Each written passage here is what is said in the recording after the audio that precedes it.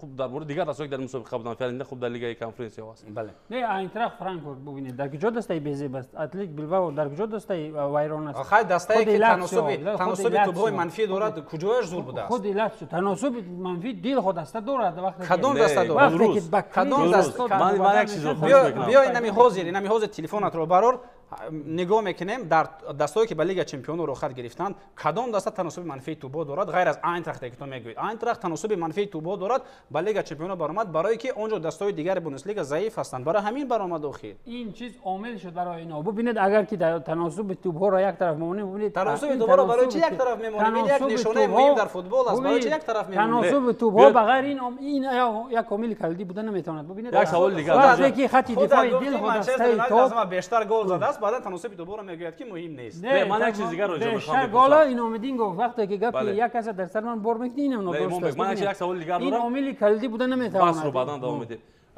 خلاصه اینکه هر دو این دسته ها ارزنده نبودن با فکر یکی با فکر دیگری ارزنده نه در این مسابقه ارزنده بودن چرا ارزنده نبودن؟